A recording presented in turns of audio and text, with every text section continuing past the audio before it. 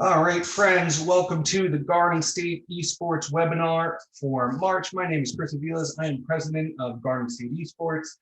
For those of you not familiar with us, Garden State Esports is a nonprofit organization run by teachers for students, where we use esports as a platform to help all students grow. I am very excited about tonight's topic, which is infusing social emotional learning into your esports program to better student learning outcomes. And I would like to thank tonight's sponsors. Tonight's sponsors, as always, are the U.S. Army. Garden State Esports has been lucky enough to partner with the Army, in an academic relationship where they have been very kind to help us, by teaching us about how they teach resiliency in the Army, what they've learned about their performance triad, which is how diet, sleep, and exercise impacts performance. And you'll see both of those topics, covered tonight in social emotional learning. And part of the reason we were able to work that into our curriculum in the way that we did is through this academic partnership. So we thank the U.S. Army for being so gracious in helping us use esports as a platform for kids to grow. Also, I'd like to thank our friends at SHI and Intel. Garden State Esports is free for everybody and will continue to be so for the foreseeable future. And that is in big part to the generosity and kindness of our friends at SHI and Intel. So as always, we thank them. But what we're talking about today is social emotional learning. And as I have mentioned, when I started my esports journey, really in 2011, when I started to try to bring it to the high school where I worked, a big thing that I saw was this can be used just like traditional sports to better, to better help students with those soft skills like teamwork and leadership and communication. It could be used as a gateway to teach health and wellness. And then a big thing for me, based on a lot of the experiences I had, both as a coach and a teacher, I have found that kids who come out for esports teams tend to be a little bit more tech savvy than other kids. And those students often find themselves in places and situations on the internet that parents might not even know. And so having heard my students talk about some of these places and some of these things that they've heard, or probably maybe an introduction for most of you about what this looks like is the sharing of memes that students don't realize are racist or homophobic or misogynistic. And, how do we tackle that? We've had instances, in schools, and I've heard of instances of schools where guidance counselors are tasked with unpacking, things that happen on the internet and that get dragged into school. And this idea that sometimes we're not properly equipped to help students navigate digital culture was something that was important to me. And that's part of the reason why we worked it into the curriculum. But a big reason I was able to work any of this into the curriculum, or there even is a curriculum, is because I met Matt Strobel. Dr. Matt Strobel was the school psychologist at Fairhaven when I started. And I remember coming upon Matt in the hallway with some students doing some crazy activities like obstacle courses in the hallway, and seeing somebody who is thinking outside the box as a way to engage students socially and emotionally. Automatically, it was easy to strike up a friendship with Matt, and that's going back 5 years ago. And when I started the esports team at Fairhaven 3 years ago, one of the first things I did was I asked Matt if he would go on this journey with me, because I wanted this to be something, not just a competitive, outreach for kids to be part of something, but also, again, that social emotional piece. Having coached football, wrestling, and track basically my entire life, I know I learned as much as on a wrestling mat, as I did in a classroom. And so for a lot of kids these days, esports is their playing field. And so letting esports and gaming be a stand-in for traditional sports to an underserved population that may have no interest in traditional sports is really important to me. So what you're seeing tonight is the culmination now of almost a 3-year journey. Matt and I have been on testing this and piloting this, and Matt has built an amazing team at Garden State Esports around social emotional learning. You get to meet everybody tonight. But I am happy to turn tonight over to Dr. Matt Strobel and his social emotional learning team to talk to you about how we infuse social emotional learning into esports. Mr. Matt Strobel, the floor is yours, my friend. Thank you, sir. All right, so tonight we're really going to talk about the curriculum that the team has created. What we're going to start with is just kind of a little bit of our background so you guys can understand where we're coming from, and then quickly move into some of the research behind esports, and then get really into what the curriculum includes, because that's the most important part for us right now. So my background is that I am a certified school psychologist as well as a licensed clinical psychologist. I have special training in sports psychology, which lends itself well to this project. And I currently own and operate a private practice in Red Bank, New Jersey, where I treat a range of individuals from ages 3 through young adulthood. I do a lot of work with athletes and performance, and a lot of work with social emotional learning. So that's kind of where I'm coming from on this. And then the rest of my team will introduce themselves. We'll start with Esteban. We're just going to go in the order of people joining up on the team. Hi, everyone. I'm Esteban Mena. I'm a second-year school psychology doctoral student at Rutgers in school psychology. I'm been working with the program for coming up on a year now, helping write the curriculum, and I'm actually working as a middle school coach in the Princeton School District. All right, Phil. Hey everybody, I'm Philip Strobel, Matt's brother. I was brought onto the team over the summer. I'm a first-year grad student at Monmouth University within their autism and ABA program. And yeah, it's pretty much about me. And Amanda. Hi, everyone. I'm Amanda Polito. I'm a soon-to-be master's graduate in clinical mental health counseling, getting my LPC. I have background in social and emotional learning as I was a college athlete, and I also worked in a developmental lab. I was brought onto the team about a month ago. So what I'm really proud of with my team is that, one, they're all people who have either a mental health background or a behavioral background, as well as the people that have a traditional sport background. So I've coached, I participated in sports growing up, and everyone else on the team has as well. So I think that's really important when we're talking about all these things. So when we talk about what SEL is, we're really going to start talking about social emotional learning. Essentially, that's everything that we learn that's kind of outside of the traditional curriculum, reading, writing, and math. It's how we acquire skills to interact well with people, how we get to know ourselves, and how we develop empathy for others. We based a lot of the curriculum on CASEL, which is collaborative for academic social emotional learning. They're kind of the big guns in the field with this, and that's who New Jersey modeled their standards off of.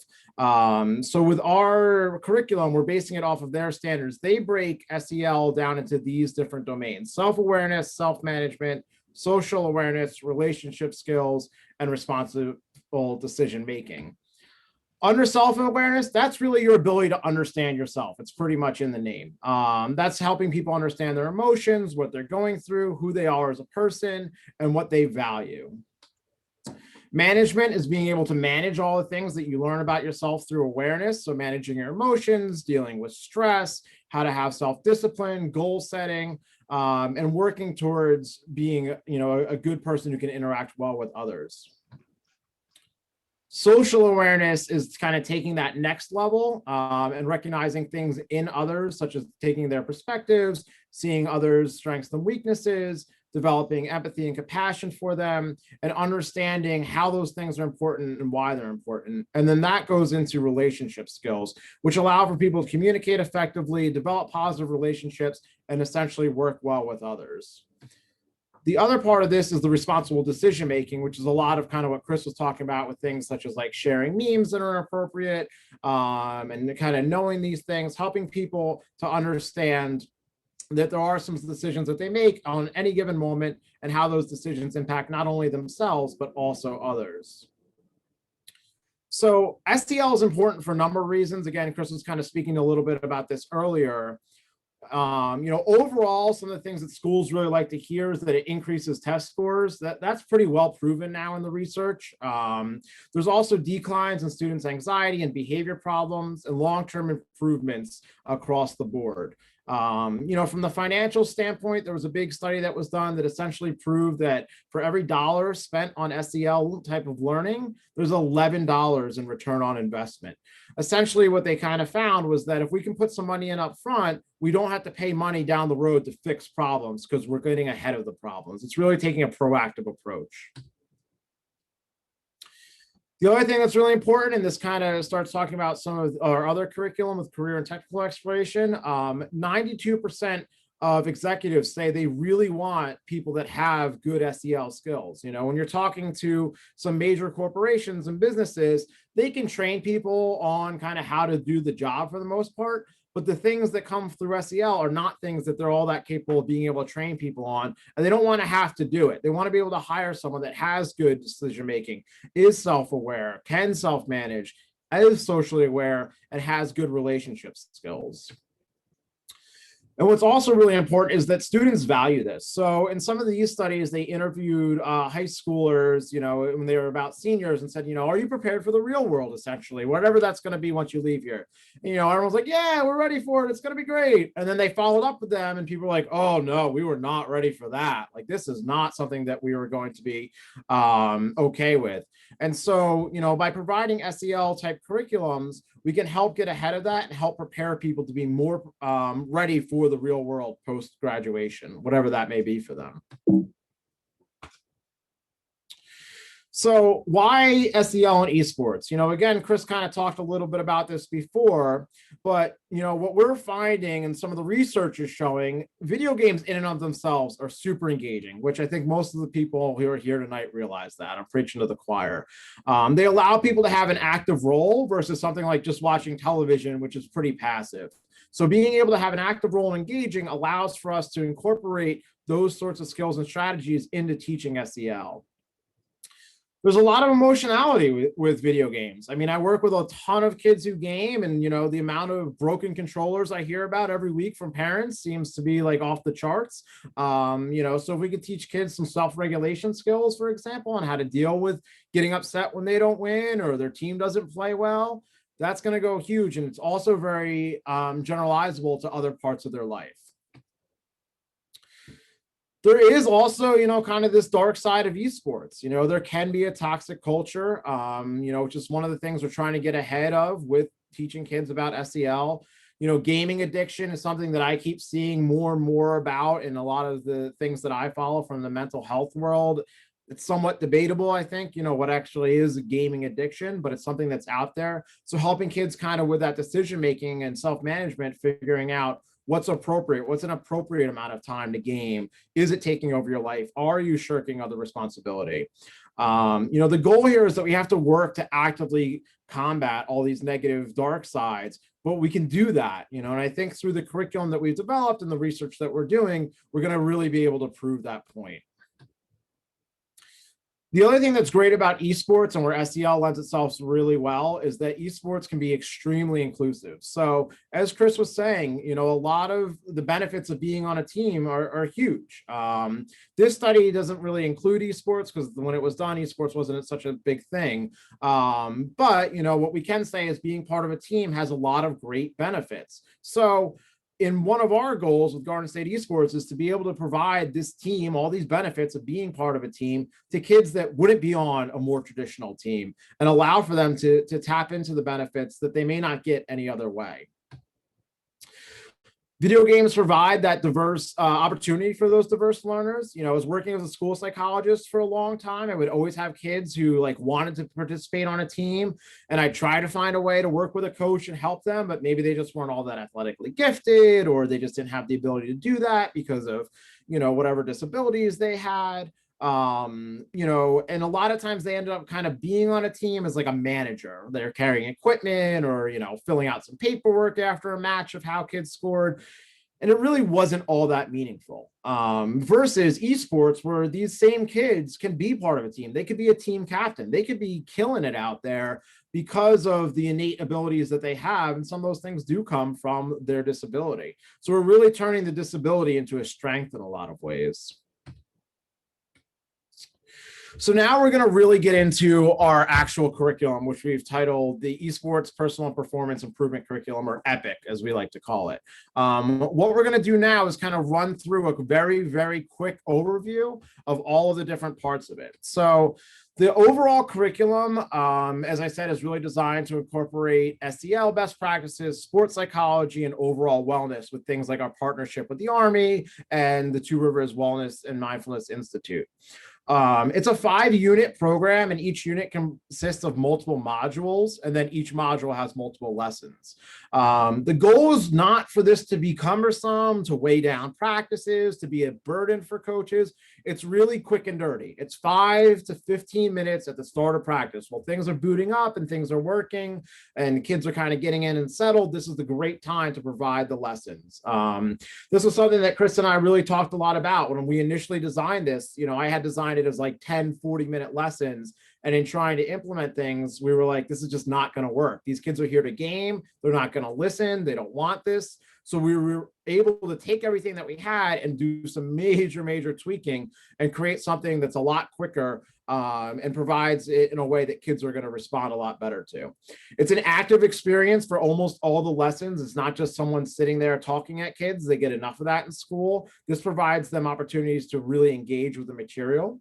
And there's a set scope and sequence. So you could essentially take EPPIC and just follow it straight through from beginning to end, or after teaching the first unit, you can choose. So if your group or team is having some difficulty with like nutrition, sleep, and wellness, you can hop to that part and start teaching that.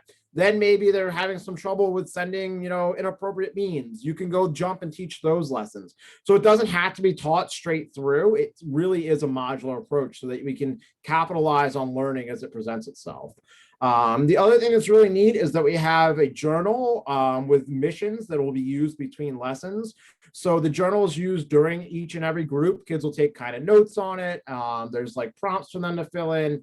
And then there's essentially an assignment between lessons so that we can broaden the scope of learning, not just to the couple minutes at the start of practices.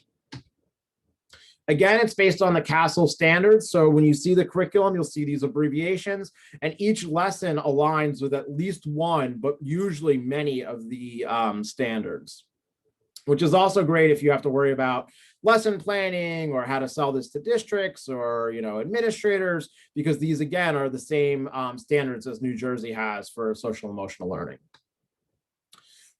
So the first unit is building the foundation. That is really kind of everyone getting to know each other. There is a pre-assessment that we have that's a Google form so that we can kind of track if kids really getting anything out of this. Are they learning? What needs to be changed? And there's an icebreaker and then reflection section. This, again, is really just kind of setting the foundation for everyone to get to know each other and kind of talk about, how to be part of the group. The next module in Unit 1 is setting expectations and routine, which involves our code of conduct, an introduction to the log, where there's a whole section on bystander intervention. So if you see something happening to a teammate or a friend, how do you stick up and stand up for that person and not just either go along with it or be passive? So there's a lot of research that we did into that and looking at a lot of the bullying prevention research and incorporated all that into the lesson. We have some basic ergonomic stuff where we collaborated with some experts in that field. And then we also have a whole section on when to ask for help and how to help others. So if things come up where someone might be in danger of hurting themselves, we have a way for kids to kind of report that and teach them how to handle those types of really hard situations. A big part of that, like I said, is establishing club rules. So, we give a lot of guidance as Garden State Esports about how to do that, using things such as AnyKey and their pledges. But also with that, we're really looking at modeling club rules about other rules in your district. Now, there is a caveat there. This came up in a couple of the other workshops we did, things such as attendance policies or minimum grade point averages. For us, really the goal of inclusivity kind of outweighs some of that. So I often advocate for looking for process, not outcomes. So sure, maybe this kid isn't really doing that well academically, but you can say, hey, if you're part of the esports team, we expect you to be trying. Here's some ways we want to see how you're trying, and use that versus having some arbitrary cutoff of you need to have, an 80 average or whatever the case may be. In regards to actual group rule setting for your team, the best way to do it is to ask the team, hey, what are some rules this group should have? It's a good way to get buy-in, and it's a good way to assess where the team is. I've done that on a number of occasions with groups that I've run, and a lot of times a rule will come up and it'll clue me into, oh, there's something going on with this group of individuals that I would not have known about any other way had I not asked this question. So it's a good assessment. It's a good way to kind of take the temperature of the group. Really the mandate here though is that toxicity will not be tolerated. We're pretty strong about that. I know Chris preaches it and believes in it, and so do I. So you have to have some sort of policy and procedure about if that is happening, if you do catch some of your kids on your team doing these types of things, how are you going to handle that? We promote the use of restorative justice, which is also part of our lessons, where that's really kind of sitting down with that kid and helping them understand what they did and why it was not okay. And then kind of the next level would be things like, having them sit out of some competition or some practices or that sort of thing. But, just throwing a kid off a team because they did something doesn't teach them anything, right? So our goal here is to really be able to use this to teach kids what's acceptable, not acceptable, and why, and how their behavior and language can really impact others. The last part of the first unit is goal setting. So we talk about process and performance goals, and then we introduce the SMART acronym, which is specific, measurable, attainable, realistic, and time framed. So that's all of Unit 1. Amanda can now take us through Unit 2. So a few key points for Unit 2 are that skill building is an important part of growth for an esports player because there's always room for students to learn how to set goals, focus on communication skills, and take on leadership roles. Something I want to highlight is the blindfold exercises. They assist esport athletes in enhancing their performance triad model, which is nutrition, sleep, and wellness, by increasing the level of mindful communication and verbal cues used amongst their team, for example, tone of voice and attitude. So for Module 2, this focuses on teamwork. So strategizing play through collaboration can bring the team success, but each team member must first recognize ways in which they can support each other, which is demonstrated in the Lost at Sea activity, which is great for the students to work together. And then Module 3, it focuses on leadership. The team builds activity, focuses on one member calling the shots, basically. They delegate directions to overcome the challenges the team is presented with. This will promote the leadership aspect. It allows the member or the leading member to adapt to varying situations, establish leadership styles, and then maintain cohesiveness as esport athletes will begin to recognize their capabilities together as a team. And that is Unit 2. So a lot of Unit 2 is the stuff that we were able to collaborate with the Army about. So a lot of some of the exercises in here are things that are directly from their manuals on how they train leaders. The other thing that we did as well was we really tweaked it. So things like calms down, sudden death, hyper scrimmage, really focus on esports specifically to teach some of these skills. So Phil, can you take us through Unit 3? Yeah, so basically, there was this stereotype of what the gamer looked like, and pretty much those days are over. If you look at professional leagues like the Overwatch League, those players have a strict diet that they adhere to and wellness programs that they have to stick to be part of that team. So from a coach's standpoint, focusing on health and wellness is pretty much insurance for your team, right? Because it's going to improve your players' skills as well as make sure they're healthy and they're there for your team. Utilizing the Army's performance triad, which is sleep, activity, and nutrition, your players are provided tools to promote better health within themselves. And then we wanted to highlight substance use awareness because there's a lot of products now, unfortunately, that target gamers, and they're like, oh, this improves your game, this does that, but you could just simply improve your game by upping your performance triad that the Army talked to us about. So I'm not going to go too much into the rage aspect because Esteban will cover that for us. But it's part of gaming, right? And mindfulness is a great strategy that players can use to target rage and stuff like that.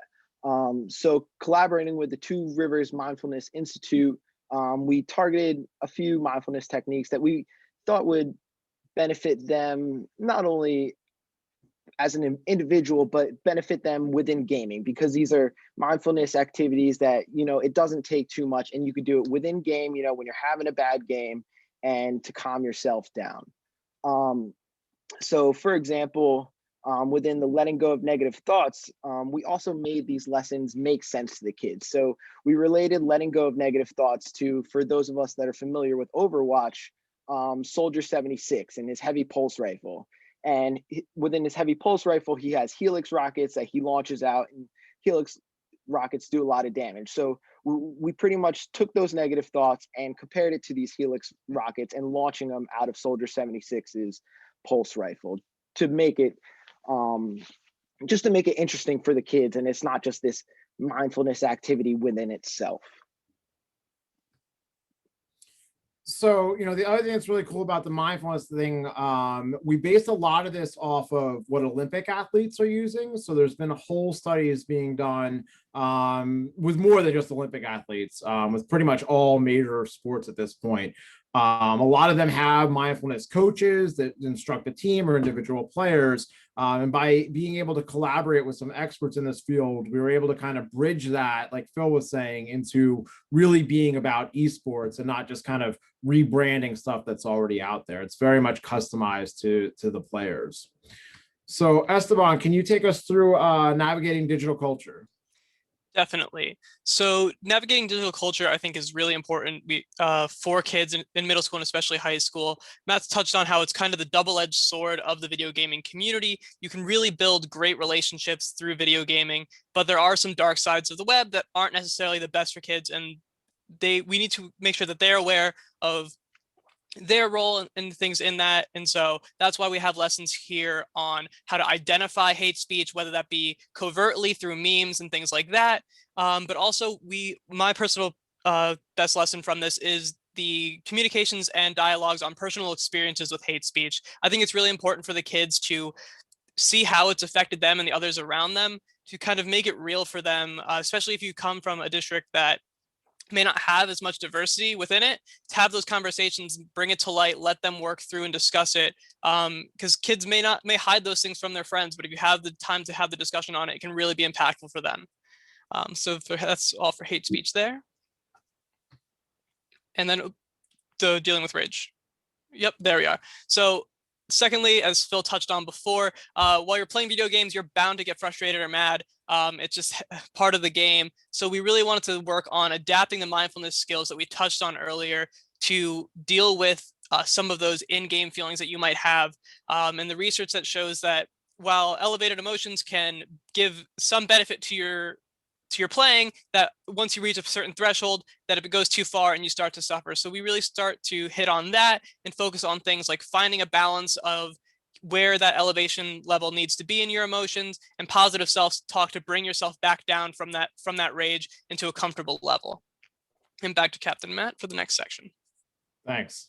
So the last section is just the recap.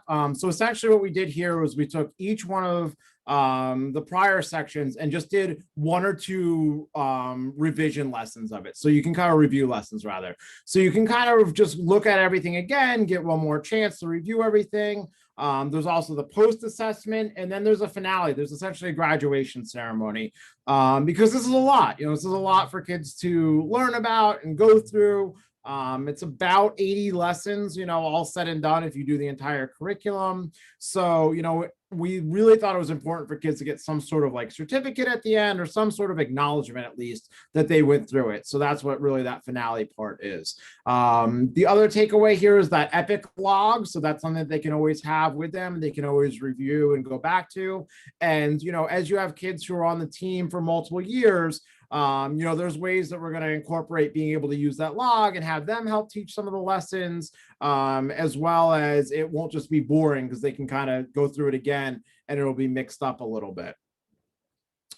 So before I get to the question part of this, the other thing I want to mention that I think is really super cool right now is that we've also partnered with the Graduate School of Applied and Professional Psychology at Rutgers, where I graduated from and Esteban attends and some of the other people on the call have relationships with.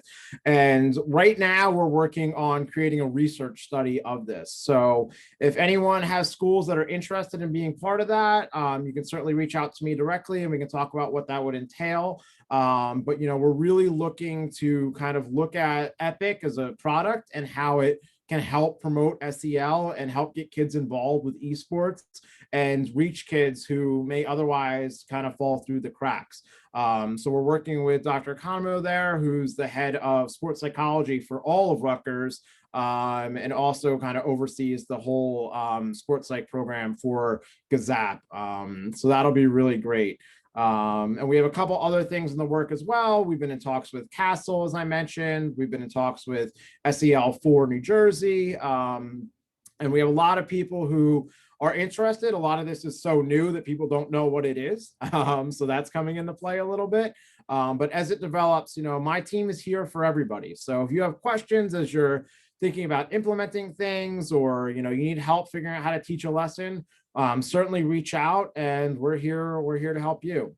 So that's pretty much all we have. We kind of went through it really, really quickly to give everyone just a little bit of an overview of what's coming out. So we can open it up now for questions if anyone has any. I have a question for the captain.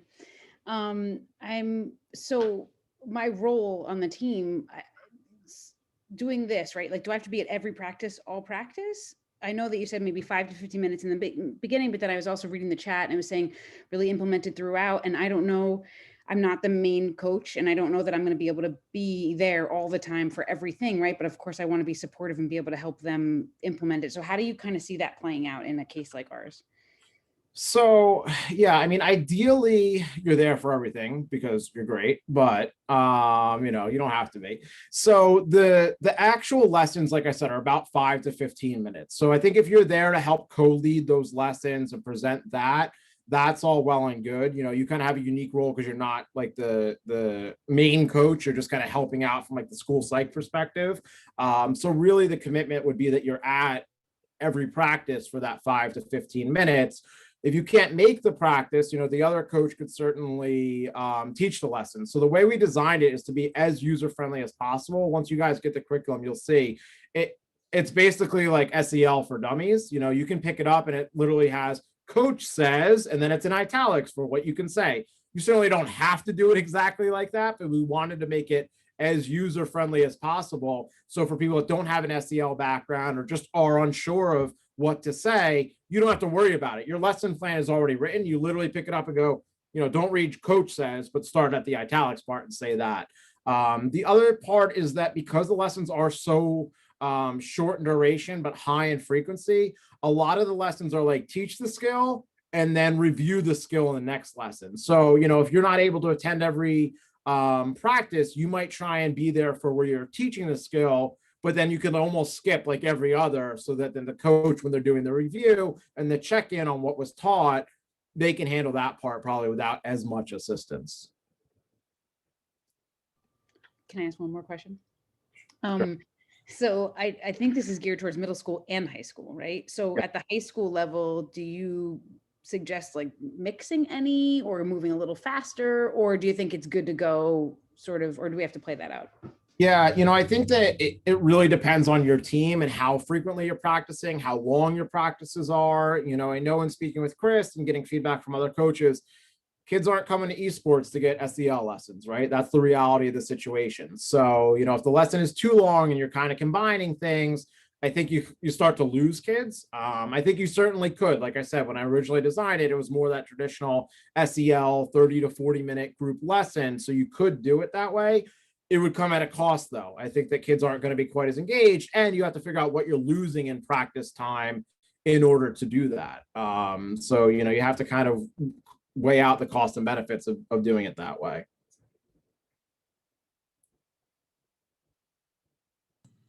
Okay, so I have actually two questions. So for some, what does this look like if you're starting this from the ground up from the very beginning? Like you're starting your program, like a teacher starting this with the kid, I'm recruiting my kids. I'm really just starting this from the ground up. So I got to establish the program.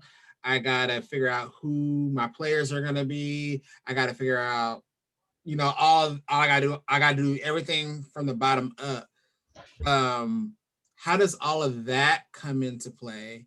And then my second question too is like a rundown, like a walkthrough. What would that typically look like? Because as I was saying in the chat, so it's 5 to 10 minutes of the SEL, and then we also talk about the health side of it too, the stretching, or I guess is all of this all in one at the same time? Yeah, so what's wonderful about what we went back, like I was talking about in chat and we redid, was when we first broke this out, and maybe that's one thing that we kind of lost in translation tonight, is that 10 to 15 minutes is incorporated as part of practice, right? What we do is we build habits and we build rituals. So I'll give you an example. I have a middle school esports team. I have about 22 kids, and I see my kids 2 days a week for 90 minutes. So much of the SEL stuff that is done through rituals and habits.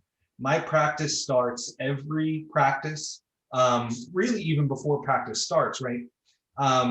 Practice starts at 2 o'clock. My kids are done at 1:50, and you know how they trickle in, right, in that time before 2 o'clock. So right there, I'm encouraging them, hey, get a healthy snack. Hey, let's get some water. I don't let, Rockstar, any of that stuff in the esports room or anything like that. So number one, there's some of your health and wellness right from the beginning, right? I don't want any of that in here. Number two, right, the first thing we do is we go into our warm-ups. And warm-up is at first a physical warm-up, right? So we do some stretching, we do some calisthenics, right? I would say maybe 5 to 7 minutes of physical warm-up, physical moving.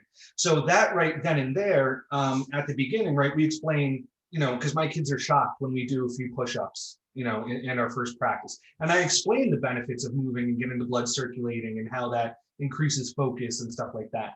But once that becomes a habit, while they're stretching, because number one, I'll have a team captain or another student leading that portion of practice, right? So I rotate through. And again, this goes back to my days of coaching wrestling, right? I would have my kids lead the stretching, my kids lead the warm-ups. And while they're doing that, right, I'm talking about the goals for the day. I'm talking about the upcoming matches. I'm talking about what, in sports, we always say, do your job, right? What's everybody's job to do, right? Whether you gotta, not get pinned or pin somebody, or you need to be able to, be the Reinhardt that holds down the tank, the choke point on King's Row. That's the kind of stuff that we talk about, right? So again, the health and wellness part, right, starts to become a habit. We then go into, in-game warm-up. So something like Rocket League would be using those passing, blocking, goal saving, pre-made warm-ups. And I actually track that stuff. I'll have a kid tell me the setting and tell me their score, and I keep it on a spreadsheet so kids can see their improvement. And I might have them go from the beginner, practice mode to the intermediate mode. And so number one, growth over time rate, and we talk about that. But then we go to scrimmages. So we'll do some in-house scrimmages, right? Maybe 20 to 25 minutes. And then we take a break. And this is really where, if there's any dedicated SEL stuff, that's kind of where it's happening, is that 10 to 15 minutes in between scrimmages.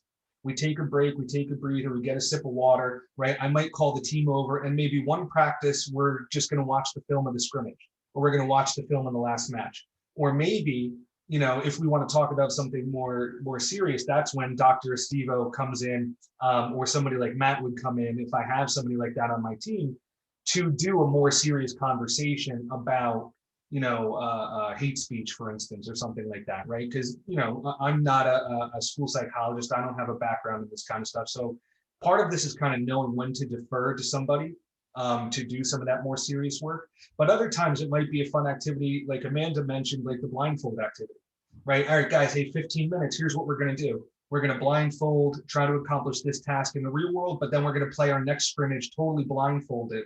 And that's going to make you focus on your communication, right? So it's all part of it. And again, like if you look at the curriculum, you can kind of pick and choose when and where you do that kind of stuff. And then after our first scrimmage, after like our 10 to 15 minute break, maybe we do a couple of quick breaths, we do, like a shake it out, maybe we do a quick visualize. All right, guys, what are we trying to get out of this second round of scrimmages? What are you going to improve on based on how you just scrimmaged or what we just learned or talked about? Then we have our scrimmage. And then, we break out, we do like a cool down, we do like, again, some type of ritual around how we felt today. Anybody want to share anything? Anybody want to, we like to do compliments like, hey, what did you see that somebody did great today? And that can be in game or out of game. And the kids, again, once you create that safe place, really enjoy participating. And then we have the EPPIC log, right? The digital kind of notebook if they want to reflect on today's lessons, if they want to share anything. But you'll see in the EPPIC log, it also asks the performance triad questions, right? How much sleep did you get last night? Were you able to accomplish your movement goal today? Were you able to, how would you rate your eating habits today? Stuff like that. And so they get direct lessons, but a lot of it is rituals, a lot of it's habits and stuff like that. And then to circle back to your first question, Bradford, if I was starting a program from scratch, right? Because I'll show you, I'm going to share my screen a little bit and show you the curriculum and what it actually looks like and stuff like that, and let you guys get a copy and stuff. But if I was starting, and to me, right, what it comes down to more than anything is creating that safe, inclusive space. If I do nothing for an entire year, it's making sure that I have the community that I want with my kids. I have them treating each other the way I want them to be treated. I have them respecting each other. So, one of our most dear partnerships is the NET Foundation. And if you haven't checked out the NET Foundation and the work that they do around creating safe, inclusive spaces in esports and gaming in general, it's just wonderful. And there wasn't too much we could improve on from what they had. So we just take that good luck, have fun pledge that they have. And we asked every team to adopt it. And then like you heard Matt say, from there, right, those are our non-negotiables. Now, what do you want to add? And by starting with the good luck, have fun pledge and setting that non-negotiable way that we're going to treat each other, letting kids know that, if there are instances of things that need to be addressed, we're going to address them. And empowering kids to be able to call that out too, because, Bradford, we can create these safe places for kids, but I'm a coach and I got 22 kids. I don't hear and see everything. And so whether a kid is empowered to come and see me because he knows that I'm a trusted adult and she knows that I'm a trusted adult, say, hey, Mr. Beals, I want you to know that I saw this. I want you to know that this happened. I will then address it to the best of my ability, just like we do as educators, right? But then ultimately, maybe creating a world where those kids stand up for each other. Hey, I don't know if you just, realize, but that meme you shared, dude, that's not cool. And here's why it's not cool. And then with the restorative justice piece, that kid going, hey, my bad. I realized that, now I shared this and it was a mistake because of this reason. And, I know that I hurt you and I want to apologize for that. That's it. Shake hands. We're good. You know what I mean? And to me, that is the foundational piece of your entire program is number one, having the expectations how we're going to act, empowering kids to defend those spaces, however that may look, right? If it's more, I'll say aggressive, but I know that's not the right word, right? Some of my kids have no problem confronting that stuff. Some of my kids would never do it. And then I have kids who are in the middle who I'm trying to get them to confront that stuff when it happens. Because sometimes it's intentional.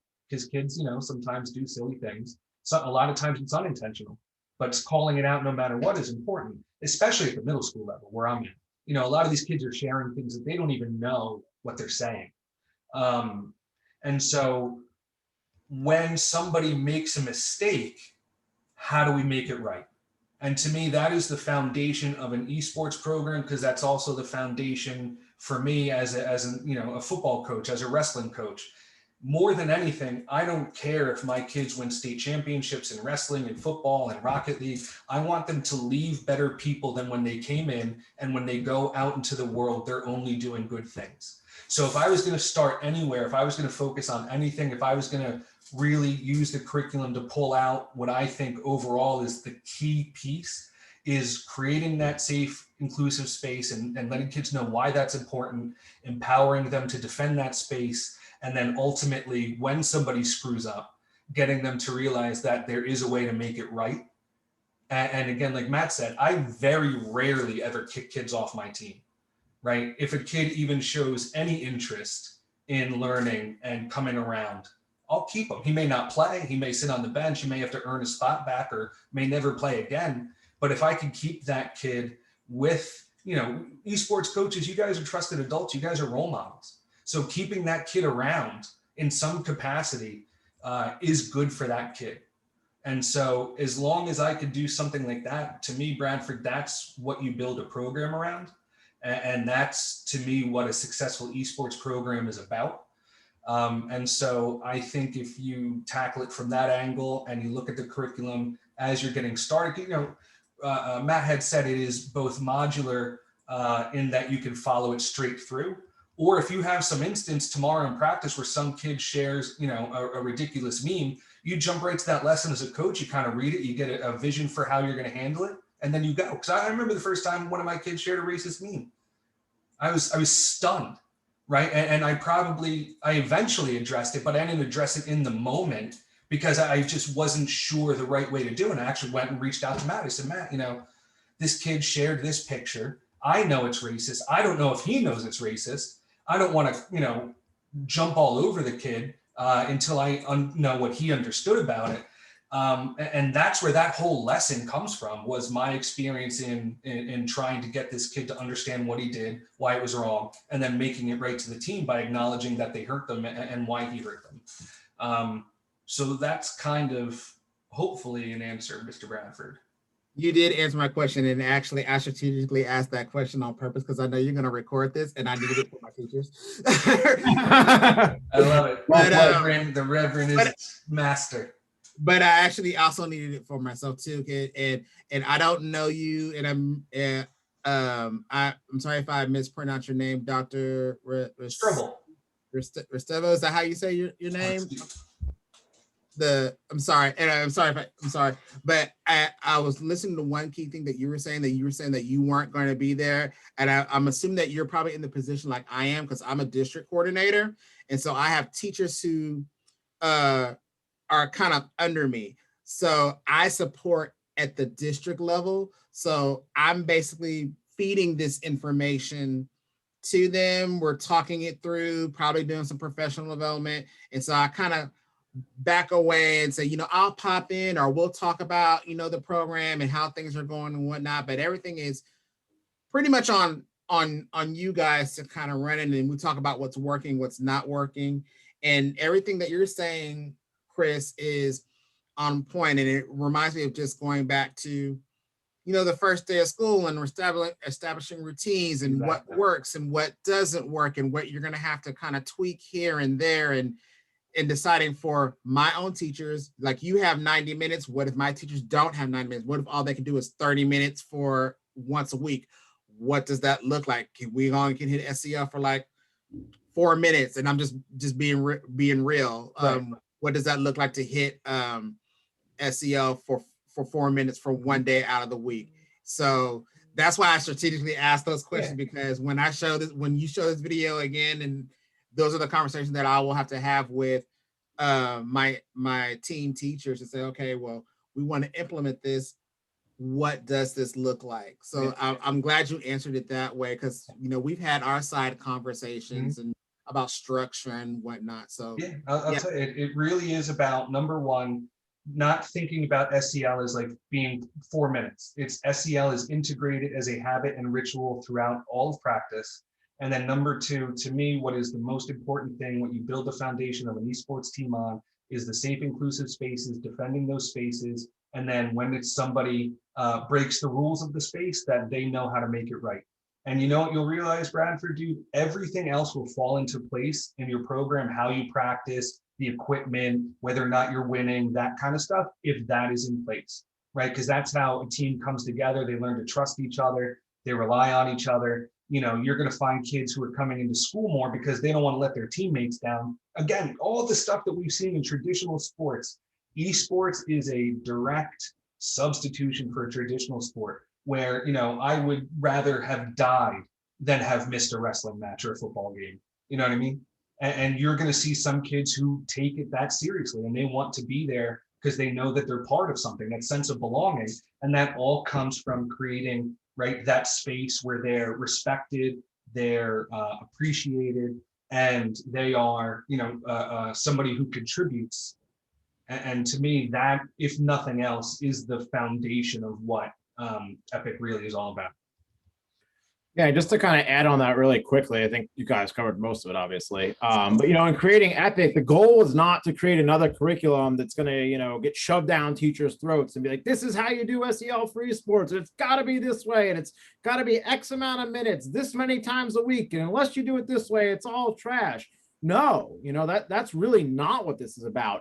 It's there as a tool and as a resource, and it can be used that way. It can be taken by someone who has no experience or expertise and literally read, like I was talking about, but it doesn't have to be. Like Chris was saying, the best way I've ever seen SEL be taught is naturally in that environment, in that moment.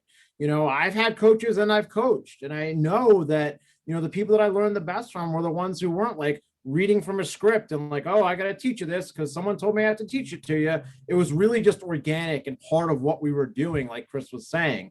So, it is there as kind of like, training wheels or a safety net or however you want to phrase it, that you have something to fall back on and use. But it doesn't have to be like very, very specific and detailed. That's not the way it's actually designed, because I knew that it would be designed to fail that way, right? My parents are both public educators. I've got grandparents that are public educators. I've worked in public education. I know how many demands teachers have and how often they're told how to do their jobs. And if we could just let teachers teach, we would see much better results. But we continue to shove things at them and tell them you have to do it this way. And unless you do it this way, you're going to get a poor rating and that's going to have impact on you. That's not what this is about. This is really about just providing resources and tools so that people have them, so they feel comfortable teaching and using them. And they don't have to feel like, oh, we got to teach EPPIC. I don't want to do that thing, 30 minutes. How often do we have to do it? No, that's certainly not the way to do it. And I'll tell you, it's funny too, is maybe I'll record one of my practices from start to finish one day, but I have never spoken to my kids about SEL. I've never even said social emotional learning. Everything that we do, I frame around performance. Everything's framed around performance. Why we talk about sleep, why we talk about exercise, why we stretch, why we do safe, inclusive spaces, right, is to increase the performance of the team or to increase your performance as a human being. And so that's the level, that I try to integrate it into practices. This is just, looking back on my traditional sports background, I got social emotional training all the time, but nobody ever said that's what's happening. But, when we did visualization in football and wrestling, and, we would close our eyes and just lay on the mat after practice and breathe for a minute. And, that kind of stuff, when it becomes integrated, it just, I think, becomes super meaningful. And we learned that the hard way. The first year we did, hey, stop what you're doing, it's SEL time. And it just didn't work. But when it became integrated, when it was, exactly like Matt said, part of the practice, part of something that, was just something that we did, it really took off and we had a lot of success. And I really saw a big difference in my kids, where that first year, I didn't see a big difference. It was something that they would groan and complain about when the SEL slideshow came on, you know what I mean? But when it became part of practice, it really went pretty well. I mean, that even goes to the name of it, right? Like, it's not the esports SEL curriculum, it's EPPIC, the esports personal and improvement curriculum, right? So we're talking about performance increasing, we're talking about personal performance increasing, not SEL. The only time I ever use SEL is when I do these workshops for all of you guys. Other than that, we don't even mention it because it's not relevant. It's not important. It's not a construct that kids understand. We don't get into any of the lessons. They're not talking about, oh, today we teach you self-awareness using Castle's 5 standards. Here you go, kids. Like, no, we're talking about, this, and this is why it's going to help you be a better gamer. And it'll probably help you in life a little bit too, but let's just focus on the gaming for now. So when it is natural and organic, like Chris has said, it just works so much better. It really does. Any other questions, friends? So let me do a quick share screen right? Nick is getting to the point. When do we get to see it? So let me do a share screen. I have the curriculum up over here. Nicely laid out, PDF version 1. It has all of the table of contents broken down by unit, broken down by module. And we even go so far as to break it down by Castle standard and stuff like that. And so you'll see, here's probably the biggest thing is that we make the activities, right? So you see here in this breakout, it starts with any coach's notes. It starts with what materials you may need, how to recap the previous lesson, what's the activity today and how is it integrated into practice? How do we wrap it up? And then if you choose to use the EPPIC log, which is the digital journal for students, right? What kind of reflections are they doing? So we take through, you know, what does a good recap look like? What does a good wrap up at the end of the lesson look like? But then we get into the units and you will see, right, this is kind of what the actual lesson looks like. So here's group introductions, kind of the icebreaker for your first practice. No materials needed. Here's the recap. Like Matt said, you can choose to say exactly what we have written out, or you can just kind of make it your own, which is what I always do. We go through the introductions, we have the activities, we wrap it up, we reflect, and then we're on to the next lesson, right? Same thing, pre-assessment lesson, icebreaker activity, 2 truths and a lie, right? What materials you need, how to recap what we went over last time, how to work that activity into practice, and then we're done. And so you'll see it's heavy. It's 133 pages, but it's all more or less laid out the same way, broken down how Matt and his team talked about. And then what I will do is show you, here is the web page, and I'll put this in the chat. Now I do have to apologize. I wanted it to be ready for tonight. But we needed one more day to get something straightened out. So what I'll do is I'll throw it in the chat, but this page will go live tomorrow morning, right? Has a, sorry, forgot, here we go. This page will go live tomorrow morning, has, you know, what SEL is, some of the stuff you heard today, thanks to our partners, but here's where you guys wanna go ahead and fill out the EPPIC order form. I will personally email the curriculum to you some point tomorrow, maybe at the latest, you know, Thursday morning. We just needed, we need to make one change for some really good feedback that we got from one of our partners. But if you want to go ahead and fill out the form, you will go onto the spreadsheet. I will email it to you in the next 48 hours. And that's all there is to it. And then you will go ahead and, you know, make the lives for students that much better by incorporating SEL into esports. And let's see, what else do I want to say? Anything else? That's about it. You know, we're approaching time. Can we forward the application to our players and parents as well? Yeah, you'll see. I tried to anticipate who might be interested. If you look on the site, you'll see the form asks if you're a K-12 educator, college educator, work for community organization or after school program, for-profit company, parents of esports athletes. You know, this is going to be a free resource, you know, our gift to the world to hopefully make esports, you know, a better place. And we will give that to you, and then you can feel free to share this page. Maybe wait, you know, like 48 hours. And then eventually the Google Form Mule will do all the emailing for me. Yeah, this is it. That's the page. If you guys want to get on the list, like I said, 48 hours, we just got to fix one thing, add that, you know, a really nice piece of feedback we got. And, you know, you'll see on the page, Matt and his team and I, we're here to support you. For Garnet State esports folks, you know, we're going to have more workshops. We're going to, you know, continue to do monthly stuff that'll be open to everybody. And then, you know, if you wanted to do a parent workshop or a school district workshop at your school, we're available for that too. So we're going to support this not just with, you know, workshops once a month, but right, we've got some other stuff coming for you guys too. So thanks everybody for coming. Thank you to the Army, SHI, and Intel for being wonderful sponsors. Thank you to Matt and his SEL team for their hard work.